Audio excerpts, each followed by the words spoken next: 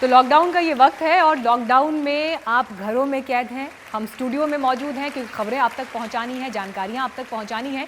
लेकिन इसी वक्त में सभी नियम कायदों का पालन करते हुए हम ई साहित्य आज तक भी आपके लिए लेकर आए हैं, जिसे आप साहित्य तक यूट्यूब चैनल और आज तक.in वेबसाइट पर लगातार ये लाइव प्रसारण भी देख रहे हैं। मेरे साथ बहुत ही खास मेहमान इस वक्त जुड़ने वाले हैं। इनकी पहचान कई आयाम अपने भीतर समेटे हुए हैं, लेकिन मैं आपको बता दूं, हमारे मेहमान अपने घर पर मौजूद हैं, लेकिन स्पेशल टेक्निक के जरिए वो हमारे पास यहाँ पर मौजूद होंगे। मैं चाहूँगी अशोक चक्रधर जी, पद्मश्री, साहित्य आज तक में हमारे सामने हमारे स्टूडियो में अब आएँ और हमारे इस कार्यक्रम की शोभा बढ़ाएं। ये देखिए अशोक जी हमारे सामने प्रकट हो गए हैं। Thank you so much sir, बहुत बहुत धन्यवाद आपका साहित्य आज तक में हमारे साथ जुड़ने के लिए। और देखिए दूरियां ऐसी हैं कि आप घर पर बैठे हैं, हम स्टूडियो में हैं, लेकिन टेक्नोलॉजी ने हमें मिला दिया है। जी जी। जब भी सर आपसे बातचीत होती है और जितना आपके लेखन को और आपकी कविताओं को पढ़ा है, मैं आज जब सोच रही थी कि जिस समय आपसे ये बातचीत शुरू होगी, आप कवि रहे हैं, आप व्यंग लिखते हैं, आप लेखक हैं, एंकरिंग आपने टीवी शोज़ में की है, मंच के आप कवि रहे, प्रोफेसर हैं, हिंदी के बड़े जानकार हैं। इन सब रूपों से अलग आप अपने आप को सबसे ज़्यादा क्या मानते हैं? सबसे बड़ा मुद्दा तो ये है कि आप कहीं ये रहा हूँ वो रहा हूँ, अभी तो मैं घर में रहा हूँ और घर में रह के आपके सामने आ रहा हूँ। ये सबसे बड़ी उपलब्धि मुझे लग रही है।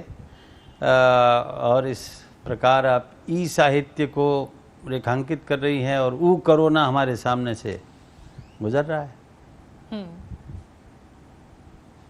अब जी लॉकडाउन का जो ये समय रहा सर, आपकी कलम से कुछ निकला है इस दौरान? क्योंकि हमने देखा है कि लोग अलग अलग तरीकों से अपने विचार जाहिर कर रहे हैं, अपने दर्द को साझा कर रहे हैं। इस दौरान क्या नया आपने लिखा, क्या रचा? ये तो हर दिन, चूँकि दिल दिमाग की चक्की मेरी यूँ तो चलती रहती है, आटा कहाँ चला जाता है ये मुझको मालूम नहीं। हर समय चिंतन मंथन चलता है और सबसे पहले तो मैं ईद की मुबारकबाद देता हूँ और सारे देशवासियों को और ब्रह्मांडवासियों को, जिसमें विश्व भी आ जाता है, सभी को प्रणाम करता हूँ। हवाई जहाज़ खुलने वाले हैं, लॉकडाउन में ढील दी गई है और ढील के बाद पतंग बहुत ज़्यादा ऊंची आ जाए ऐसी रील घुमाना चाहती है। तो इस समय हम पहले से ज़्यादा व्यस्त हैं। व्हाट्सएप वाटिका में कितने कितने पुष्प खिलते हैं, कितने सारे ग्रुप हैं जो आत्मानंद के लिए, कभी कभी सेवा के लिए भी लग जाते हैं। एक ग्रुप है जो रोटियां और फल भेज रहा है लोगों के पास। और मेरा जो अध्यापक है मीनाक्षी, वो तो इस बात को पाके खुश है, जैसे वो झूम बराबर झूम शराबी खुश हुआ करता था, ऐसे ही मैं जूम बराबर जूम किताबी हो गया। किताबों की पृष्ठभूमि आपने बना रखी है। एक अध्यापक को अगर किताबें मिल जाएं तो वो बड़ा खुश होता है।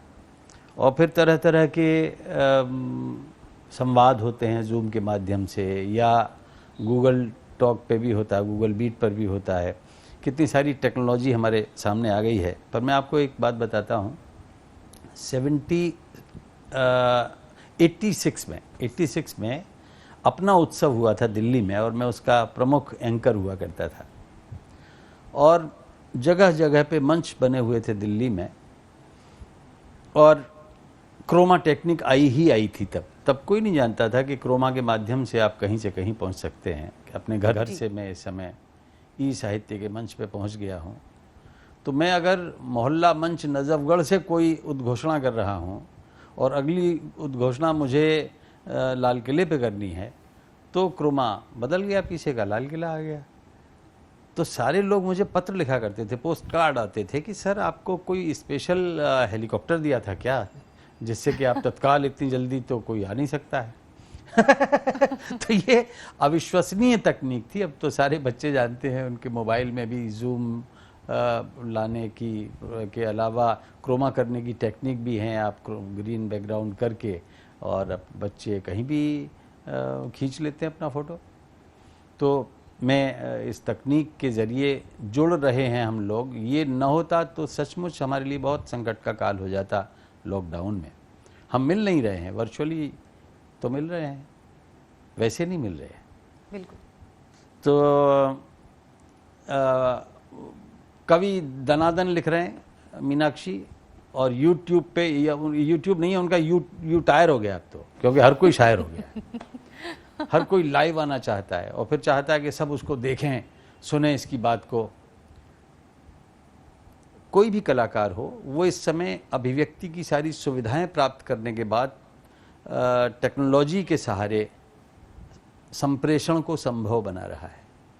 हम जिनको कहते हैं कोरोना वॉरियर्स, कोरोना के सेनानी, उनमें हमें तकनीकी विशेषज्ञों को भी इसमें शरीक करना चाहिए, क्योंकि वो भी लगे हुए हैं दिन रात और संवाद को संभव बनाने के लिए सक्रिय हैं।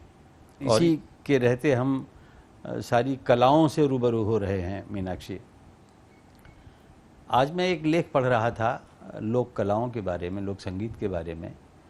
तो जो संकट भी हैं हमारे सामने, वो ये हैं कि 1 महीना तो निकल गया साहब, जमा पूंजी खर्च हो गई, और जो छोटे कलाकार हैं, लोक कलाकार हैं, जो महनीय धन प्राप्त नहीं करते हैं, जो कि हमारी लोक संस्कृति को बचाए हुए हैं, जिनमें नौटंकी गायक हैं, ख्याल गायकी है, मध्य प्रदेश की कितनी सारी परंपराएं हैं, कबीर गायन है, वे जो हर दिन कहीं ना कहीं गा के पैसा कमा रहे थे, उनके लिए मध्य प्रदेश सरकार ने बड़ा अच्छा किया है। और सुनील मिश्रा जी जो वहाँ की संस्कृति संचालनालय से जुड़े हुए हैं, उन्होंने आज एक आर्टिकल लिखा, वे बचेंगे तभी हमारी लोक संस्कृति बचेगी। तो उनकी रक्षा करना इस समय बहुत बहुत अच्छा है। तो कुल मिला के मीनाक्षी ये है कि दिन पूरा कट जाता है और रात भी इसलिए हमारे लिए उपयोगी होती है कि उस समय हम सन्नाटे में अपनी कविताएं दूसरों को भेज पाते हैं, और कई बार तो खुद अपना मनोरंजन करते हैं। 2 दिन मैंने टीएम कृष्णन का संगीतोत्सव मनाया और उनकी एक अद्भुत प्रस्तुति देख के मैं दंग रह गया। उसमें जोगप्पा गायन प्रथा एक है, जो ट्रांसजेंडर्स हैं, उनके साथ मिलके क्लासिकल वोकलिस्ट ने गाया, और उसने कहा कि फ्यूजन नहीं है, बल्कि हर कला अपने अंदर कोई एक सुराग छोड़ देती है जिससे दूसरी कला उसमें प्रवेश पा सके। वाह। तो उनका शास्त्रीय गायन, उनके साथ उन पारंपरिक जो ट्रांसजेंडर की गायकी थी, जिसको जोगप्पा गायन कहते हैं, उसका मेल अद्भुत था। और क्या तो अद्भुत वायलिन बजाने वाली थी अरक्कई शुभलक्ष्मी। चंद्रशेखर जी का घटम अद्भुत था, मृदंगम का क्या कहना। फिर इसके अलावा रात का वक्त होता है फिल्में देखने के लिए या वेब सीरीज़ देखने के लिए। मेरी फिल्म भी पानीपत, जिसके मैंने संवाद लिखे थे, वो इन दिनों खूब देखी जा रही है, क्योंकि वेब पर उपलब्ध है, आप सिनेमा में तो जा नहीं सकते। तो बहरहाल एक पंचायत नाम की वेब सीरीज़ देखी, अद्भुत अद्भुत। तो ऐसा नहीं है कि सिर्फ हिंसा और मारधाड़ ही इन वेब सीरीज़ में होती है कि वो। बहरहाल मैं सबसे पहले तो प्रणाम करता हूँ अपने देश के नागरिकों को, जिन्होंने कोरोना के विरुद्ध युद्ध में सक्रिय योगदान दिया। ये जो मजदूर निकल आए, ये वेदना ज़रूर है, उनके प्रति हर कोई संवेदनशील है, हर कोई चाहता है कि वो सुरक्षित अपने गांव पहुंच जाएं। लेकिन वो अगर नियमों का पालन नहीं भी कर रहे हैं, तो हमारे अंदर उदारता की एक खिड़की होनी चाहिए कि उनको शीघ्र गंतव्य तक पहुंचा दें। फिर भी मेरा अनुरोध है कि कोरोना के विरुद्ध युद्ध में जो शासन प्रशासन की बातें हैं, उन्हें जी जान से जाने। देखिए, हमसे अनुशासन चाहती है ये तालाबंदी, 2 गज की शारीरिक दूरी की रहे पाबंदी, हाथ मिलाएं ना, आज भले ही ईद हो, गले लगाएं, दिलों में प्यार जगाएं, नाक और मुंह पे लगे पट्टी या अंगोछा, और जूते चूंकि अस्पताल से आते हैं तो गड़बड़ कर रहे हैं, ये मैंने कल जाना, घर में लगे दवाई मिले पानी का पोंछा। याद रखिए, नाक और मुंह पर लगे पट्टी या अंगोछा, घर में लगे दवाई मिले पानी का पोंछा, शत्रु मीनाक्षी अदृश्य है। शत्रु अदृश्य है, डावाडोल भविष्य है। बाहर जितने भी जने रहेंगे, अगर घर में रहेंगे तो बने रहेंगे। और कवि अपने अंदर रहता है और वहीं से कहता है, कवि सृष्टा कहा जाता है, कवि दृष्टा कहा जाता है। अंदर से कहता है कि ये विषाणु हमें शीघ्र छोड़ जाएगा, हिम्मत रखिए, हिम्मत रखिए, बहुत जल्दी इसका तोड़ आएगा। लगे हुए हैं, हमारे नौजवान भी लगे हुए हैं। याद रखिए, हाथ साबुन से धोने हैं, जीवन से नहीं धोने हैं। कोरोना के चंगल में फंस मत जाना कहीं। प्यारे दोस्तों, सब अपने देश पर अभिमान करते हैं, क्योंकि यहाँ काल के गाल से निकले हुए लोग प्लाज्मा उपचार के लिए स्वेच्छा से रक्तदान करते हैं। हाथ नहीं मिला सकते तो दिल मिलाएं। कामना करता हूँ मीनाक्षी कि हमारे दिलों के हाथ निकल आए। तो ये काल ऐसा है जो हम एक दूसरे को जाने। हम देख रहे थे कि परिवार के 8 सदस्य, हर सदस्य के हाथ में मोबाइल, और आपस में बात नहीं कर रहे, घर में भी रहते हुए वो व्हाट्सएप पे चैट कर रहे हैं, या किसी और पद्धति से किसी और पद्धति में जाते हुए किसी और द्युति से अपना नक्षत्र मिला रहे हैं। एक छोटी सी कविता सुनो,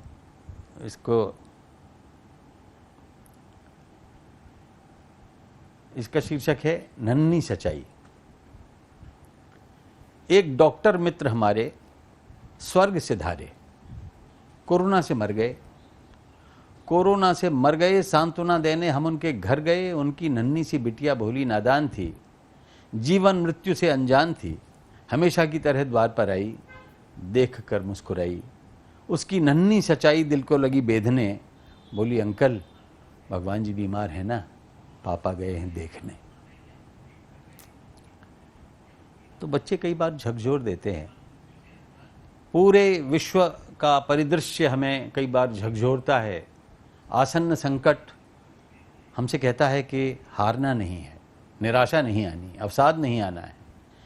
और ये भी देखा गया कि कितनी बहादुरी से एक बेटी अपने पिता को, बीमार पिता को साइकिल पे बिठा के 1300 किलोमीटर गई। अद्भुत अद्भुत क्षमताएं हमारी जो हमारे अंदर संकट के काल में जन्म लेती हैं, वो तभी आती हैं जब निराशा न हो, एक आशा का दीप जलता रहे और हम निश्चिंत हों कि मनुष्य ने ही प्रकृति पर विजय पाई है। और जब हमने अत्यधिक उसके ऊपर अन्याय करना प्रारंभ कर दिया तो प्रकृति भी थोड़ी सी रुष्ट हो गई। ये प्रकृति आपको आगाह कर रही है। तो मैं एक कविता, मीनाक्षी अगर आपकी आज्ञा हो तो जी बिल्कुल मैं एक निराशा के विरुद्ध कविता सुनाता हूँ। पहले एक पत्रिका आती थी कल्याण नाम की, और कल्याण में सीखो, पढ़ो और करो नाम का स्थायी स्तंभ हुआ करता था। तब की पढ़ी हुई कोई छोटी सी बात थी जो घर में बैठी हुई थी मस्तिष्क के घर में, तो दिल के द्वार से उसको निकाल के फिर मस्तिष्क में ले जाके मैंने ये कविता लिखी है। सुनिएगा। जा रहा था मेंढकों का काफिला, एक कुआं मार्ग में उनको मिला। वे लगे कुएं के अंदर झांकने और जल में बिंब अपना ताकने। कुछ कुदकते थे कुएं की मेड़ पर, कुछ लगे आपस की छेड़म छेड़ पर। नाचने और कूदने में मस्त थे, गिर गए उनमें से 2 जो स्वस्थ थे। खिलखिलाकर सभी टर्राने लगे, जो गिरे थे डर से थर्राने लगे। थी निकल आने की उनकी ख्वाहिशें, कुआं गहरा था न थी गुंजाइशें। सतह चिकनी सीढ़ियां भी थी नहीं, जो गिरा वो कभी निकला ही नहीं। कुआं तत्पर था निकलने के लिए, व्यग्र थे दोनों निकलने के लिए। कोशिशें करते थे तेज तपाक से, किंतु गिर जाते थे वहीं छपाक से। तो दृश्य ऊपर का विकट घनघोर था, मेंढकों का झुंड करता शोर था। देख उन दोनों की व्याकुल बेबसी, एक मेंढक ने कुटिल फप्ती कसी। अब तुम्हारी कोशिशें सब व्यर्थ हैं, टांग लंबी हैं मगर असमर्थ हैं। कुछ समय बस चित्त को बहलाओगे, कुएं के मेंढक सदा कहलाओगे। अगर जीना है तो कोशिश मत करो, और चाहो तो यूं ही थक कर मरो। अब हमारा कथन यही परोक्ष है कि आत्महत्या ही तुम्हारा मोक्ष है। सभी मेंढक मिलकर चिल्लाने लगे, मौत मातम मरसिया गाने लगे। डूब जा डूब जा डूब जा रे, दूर हैं जिंदगी के किनारे। तुम हो मेंढक नहीं तुम हो उल्लू, डूबने को तो काफी है चुल्लू। डूबे किस्मत के सारे सितारे, डूब जा डूब जा डूब जा रे, दूर हैं जिंदगी के किनारे। तभी एक बच्चा मेंढक बोला, दोनों डूबो जल्दी जल्दी, इतनी देरी कैसे कर दी? तो शोर कुएं में निराशा भर गया। एक उनमें से तड़प कर मर गया, दूसरे ने यत्न पर त्यागा नहीं, मृत्यु का डर भी उसे लागा नहीं। है निकलना मन में इतना ठान कर, सांस खींची टांग लंबी तान कर, मोड़ कर पंजे झुका घुटनों के बल, भींच कर मुंह संजोली ताकत सकल, भींच कर मुंह संजोली ताकत सकल। देह को स्प्रिंग सरीखा कर लिया, हौसला खुद में लबालब भर लिया। एक दिव्य छलांग मारी, आ गया लो आ गया, जी छा गया। दे रहे थे जो अभी तक गालियां, अब बजाने लग गए वो तालियां। सीख जिसने दी सिमट कर रह गया, कोसने वाला भी कट कर रह गया। वो उछलना क्या था, एक उड़ान थी, आत्मबल की जागती पहचान थी। कुएं में गूंजा उसी का कहकहा, मेंढकों की भीड़ ने उससे कहा, हूं तो बहरा, हालांकि था नहीं, हूं तो बहरा किंतु सबका शुक्रिया। आपने जो काम ऊपर से किया, सुन न पाया आपकी मैं टिप्पणी, पर इशारों से मेरी हिम्मत बनी। आपके संकेत बाहर लाए हैं, जानता हूं कैसे गाने गाए हैं। शीघ्र आता समझ में पाता अगर, लय में हिलते हाथ तो देखे मगर। आपसे ही बल मिला संबल मिला, आपकी मेहनत का मुझको फल मिला। आप सबका दिल से आभारी हूं मैं, करूंगा सेवा ये व्रतधारी हूं मैं। वचन सुन मेंढक सभी लज्जित हुए, हाथ जोड़े ग्लानि से मज्जित हुए। वचन सुन मेंढक सभी लज्जित हुए, हाथ जोड़े ग्लानि से मज्जित हुए। भूल जाना तुम हमारे पाप को, वो नकली बधिर बोला, जी सुन न पाया आपको। दोस्तों तुमने सुनी ये दास्तां, दोस्तों मन में गुनी ये दास्तां। सीखिए पाई कि खुद गहरे बनो, हर निराशा के लिए बहरे बनो, हर निराशा के लिए बहरे बनो। वाह क्या बात, बहुत खूब। बोलो अब तुम मीनाक्षी।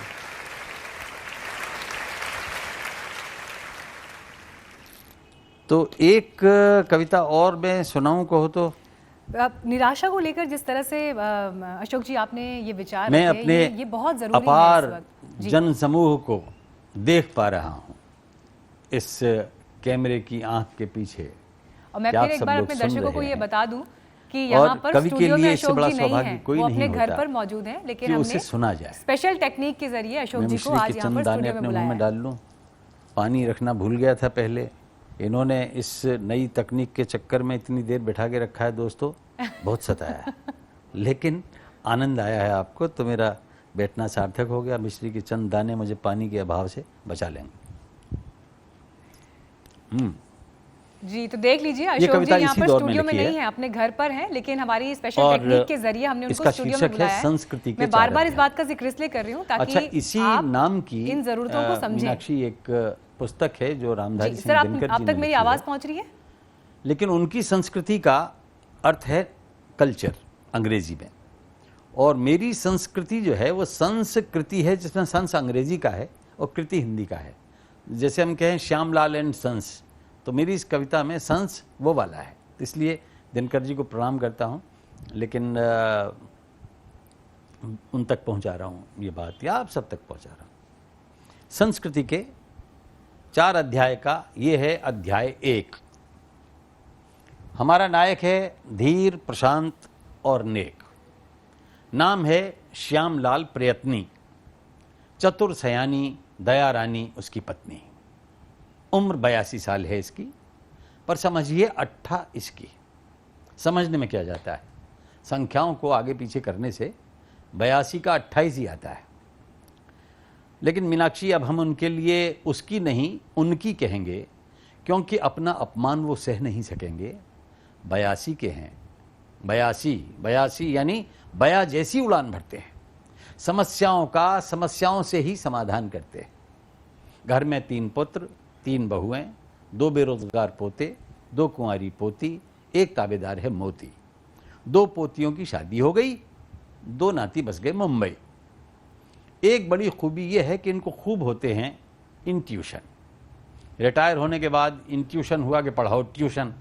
20 साल तक कोचिंग सेंटर चलाया, ठीक ठाक पैसा कमाया, लेकिन इधर 2-3 साल से बच्चे नहीं आ रहे हैं, तो सिर्फ अपने मोती को पढ़ा रहे हैं। खैर, अभी जो हुआ उसे अनहोनी कहें या अनहोना, दिन रात कोरोना कोरोना कोरोना। प्रयत्नी जी को रह रहकर इंट्यूशन आते हैं। वे पूरे विश्वास के साथ मोती को बताते हैं, बेटा तुझे यह जानकर हर्ष होगा कि दुनिया में जो चीज बचेगी उसका नाम भारतवर्ष होगा। किस्से तो देख 100 चले हैं। मुख्य चर्चा ये चली कि सब इस चीन के चौंचले हैं, मौत हमें चोंच में न ले जाए, इसलिए समझदार भारत में सबके बंद घोंसले हैं। और प्यारी मोती, हमारे भी तो हैरतनाक हौसले हैं। धुर जवानी में कभी हमारी अच्छी कमाई थी, तब हमने एक कंपनी बनाई थी, श्यामलाल एंड सन्स। लेकिन सन्स के साथ रख लिया उनका मामा कंस। चित्त को पट्ट कर गया, पट्टे ने अपनी नई कंपनी खोल ली और हमारी चौपट कर गया। फिर भी देख, अपनी नेकता और पारिवारिक एकता के लिए उसी साले की कंपनी में मन से करी मैनेजरी। ट्यूशन भी किए जब नहीं रही नौकरी, कोचिंग सेंटर चलाया, घर में सबसे काम करवाया, हाथ में हुनर था और कमाने की कला, हमेशा अच्छा ही गुजारा चला। बहरहाल अब जो एंडसन्स घर में हैं, तू तो जानता है उनकी क्या कहें। कभी मामा के यहाँ, कभी यहाँ वहाँ हाथ पैर मारते हैं, पैसे के लिए अंततः हमारे आगे ही हाथ पसारते हैं। बनी रहती है गाड़ी में गति, आखिर हमारे सन्स हैं हमारी कृति। मेहनत और इंट्यूशन से हमने दिशाओं को मोड़ा है, दूसरों के भ्रमों को तोड़ा है, और किसी भी काम में अगर कोई रोड़ा आया तो उसे हटाने में कोई प्रयत्न नहीं छोड़ा है। जाहिर है अब कुनबे में कम ही लोग कमाते हैं, फिर भी सबको एक साथ खाता पीता देखकर हम फूले नहीं समाते हैं। घर बाहर वाले सब हमारा आदर मान रखते हैं। रसोई में कुछ नया बने तो सबसे पहले हम ही चखते हैं, फिर तुझे चखाते हैं, उसके बाद घर वाले खाते हैं। तो मोती ने सहमति में सिर हिलाया, बीच बीच में कान भी खुजाया। वो जानता है कि दादू को आसानी से कोई बीमारी नहीं होती है, अगर हो जाए तो सबसे पहले जानकारी उसी को होती है। परिवार के बाकी लोग व्यस्त रहते हैं, अक्सर तो सोशल मीडिया में मस्त रहते हैं। बहरहाल प्रयत्नी जी के रहते हर किसी को हर सुविधा प्राप्त है। इस प्रकार संस्कृति का पहला अध्याय समाप्त है। वाह। अध्याय 2। सर, मैं यहाँ से आपको एक बार संस्कृति का कवियों की अध्याय पीड़ा 2 पर लेकर आना शीर्षक चाहूँगी। जो वक्त अभी चल रहा है, इसमें हम देख रहे हैं एक निराशा का भाव है, तकलीफ है, चाहे वो प्रवासी मजदूर जिस तरह से निकले हैं। क्या आपको लगता है कि जिस तरह से कवि हृदय इस समय बहुत मुखर है, ये एक उपजाऊ जमीन है, ये माहौल किसी भी कवि के लिए? मिलाएंगे, 3 खुराक लेंगे, एक सुबह, एक दोपहर, एक शाम, और बीमारी का हुआ काम तमाम। देख, कम खाने से कोई नहीं मरता है, जल्दी ठीक होता है अगर लंघन करता है। दादी को मत बताना, मेरे लिए रात में जो खाना आए तुम भी मेरे साथ खाना। फिर जी हुआ एक दिन का टोटल लॉकडाउन, देश भर के बंद, सारे गांव, सारे कस्बे, सारे टाउन, निर्जनता का अभूतपूर्व नजारा। हमें पहचान में नहीं आ रहा था देश हमारा, पूरा भारत वर्ष बंद। खुंदक में नहीं हुजूर, सहर्ष बंद, मेले बंद, मॉल बंद, धरने हड़ताल बंद, दंगे बंद, दारू बंद, मियाँ मेहरारू बंद, रेल बस जहाज बंद, सारे कामकाज बंद, गुटका तांबूल बंद, सड़क स्कूल बंद, मंदिर दरगाह बंद, मस्जिद में पनाह बंद, चर्च गुरुद्वारे बंद। ये सब इस कमबख्त कोविड के मारे बंद। सूनी सड़कें, सूने गलियारे, सूने मोड़, कहाँ गायब हो गए 130 करोड़। उस दिन जब शाम के 5 बजे तो कोविड योद्धाओं के सम्मान में एक साथ बजे ताली, थाली, घंटी, घंटे, घड़ियाल, शंख, मंजीरा और यहां तक कि बच्चे का झुंझुना। ऐसा कभी देखा या सुना? प्रयत्नी जी को लंघन से मिली होगी ज्यादा प्रोटीन। उन्होंने स्टूल पर चढ़कर ऐसी बजाई टीन कि पुराने पलस्तर के साथ पुराना दमा भी उखड़ा। खांसते खांसते लाल हो गया मुखड़ा, आंखें चौड़ी हुई, शरीर ऐंठ गया। सामने से आवाज आई, अरे देखो बुढ़ा बैठ गया। ये थी सरासर बेहूदगी। अचानक छत पर ठंड लगी तो आई दनादन छींके। मोहल्ला हैरान था, पर उनके तीनों संस उन पर झींके। आज ही अपनी सारी ताकत दिखानी थी, हम सबके सामने छत पर ही अपनी बेइज्जती करानी थी। बिहेव योरसेल्फ पापा, आपको दिखाई नहीं देता अपना बड़ापा। बच्चों के बस में थी दया रानी, छिपाती रहीं अपनी आंखों का पानी।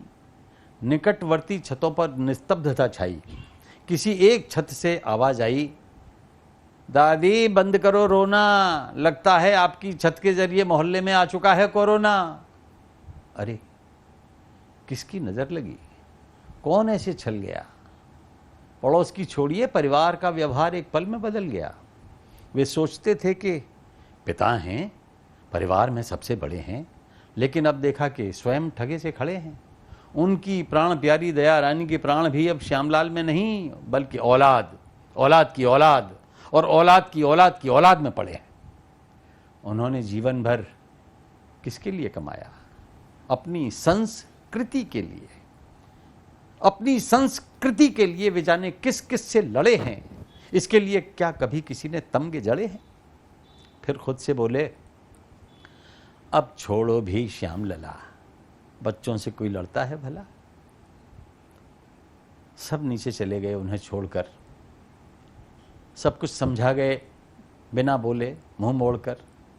ढीली हो गई धोती, तभी छत पर दिखाई दिया छिपा हुआ मोती। मोती मेरे भाई, जरा तू ही ला दे मेरी देसी दवाई। कल तेरे सामने ही तो बनाई, अदरक, नींबू, दालचीनी और काली मिर्च वाली। फिर उसमें गिलोय, नीम, तुलसी और हल्दी डाली। आधा चम्मच जीरा डाला, जरा से पानी में खूब देर उबाला तो प्यारे बन गया काढ़ा। फिर शहद डाल के कर लिया गाढ़ा। ला दे, ला दे, बता क्यों इतनी तकलीफ झेलूं? और हाँ, मैं अगर साथ में ले लूं हर आंवला बहेड़ा तो काढ़े के साथ एक फंकी में खत्म हो जाएगा बहेड़ा। मोती दौड़ गया तत्काल, लेकिन फिलहाल श्यामलाल का था बुरा हाल। सब के सब कर गए थे अकेला। चित्त थोड़ा स्थिर हुआ तो याद आया केला। 2 दिन के लंघन के बाद कुछ भूख सी लगी। नीचे जाने की मीनाक्षी हिम्मत सी जगी।